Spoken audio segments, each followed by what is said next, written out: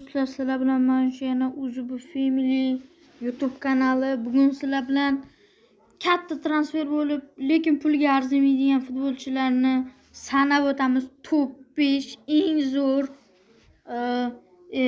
eng nima edi? Uzr do'stlar, xatolik bo'ldi. Top 5 eng yomon transferlar. Ya'ni shu yil atrofida. Xo'p, qani bo'lmasam ketdik. 5-o'rin Romelu Lukaku Chelsea ga transfer. Transfer summasi 115 million yevro. Interdan Chelsea ga 2021-yilda o'tdi. Statistika yaxshi boshlandi, lekin tez orada zaxiraga tushdi. Klub ochiq tanqidlar bilan bildirdi.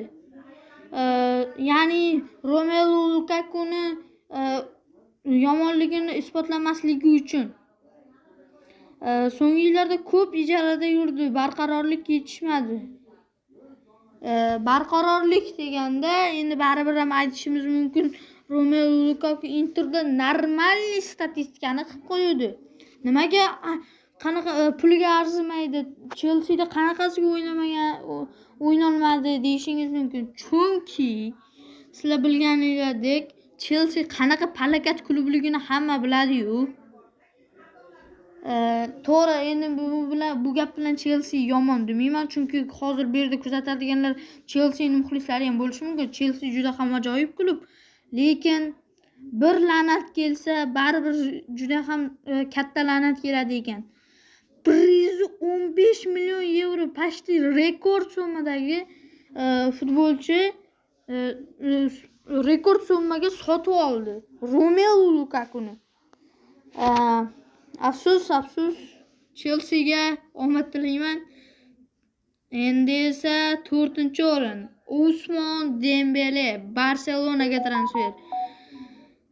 Neymar ketgandan keyin 2022-yil Barsa o'ziga kela olmadi. Mazasi qochib qoldi desak ham bo'ladi. O'sha 222 million yevroni olgandan keyin birdaniga Ousmane Dembeleni sotib olish, Borussia Dortmunddan sotib olishni o'yladi. Transfer summasi 105 million yevro. Bonus Dortmundga ancha ko'proq pul bergan. Bonus plus bonus bo'yicha. Statistika: ko'plab jarohatlar, doimiy o'yin amaliyoti yetishmadi. Jarohatlar, ya'ni Ousmane Dembele Barsaga kelgandan keyin 768 kun jarohatda yotdi.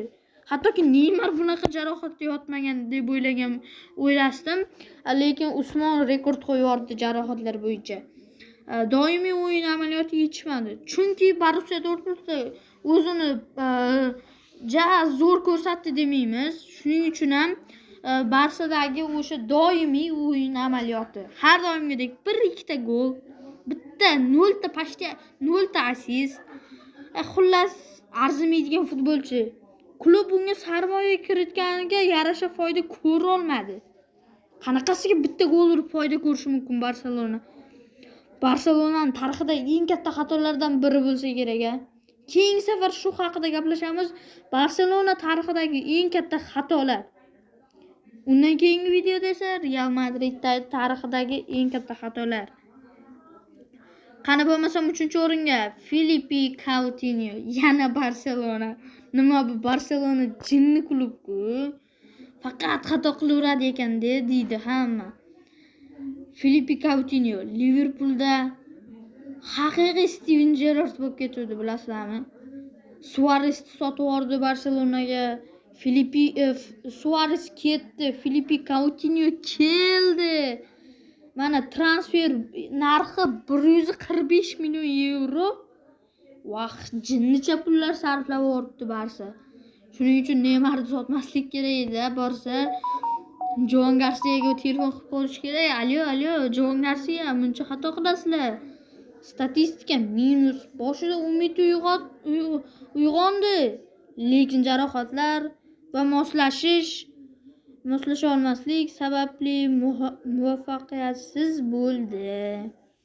Hatto ijaraga berilgan klub Bavariya unga qarshi o'yinda 2 ta gol urgan. Lekin baribir bu omadsiz transfer.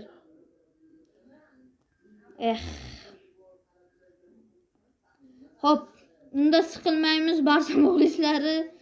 Endi Manchester United alamli qasoslar klubi, ya'ni iblislar klubi. Ikkinchi o'rin Jadon Sancho. Hamma tanisa kerak bu futbolchini. Haqiqiy ozgina qoldi-ya men bo'lishiga. 2019-yil men bo'lib ketishiga sal qolgandi. Bilaman, 2021-yil Manchester Unitedga o'tdi. Transfer narxi 85 million yevro. Mazani qo'shib qo'yadigan pullar. Xo'p, 85 million yevro Dortmunddan Miuga 2021-yil.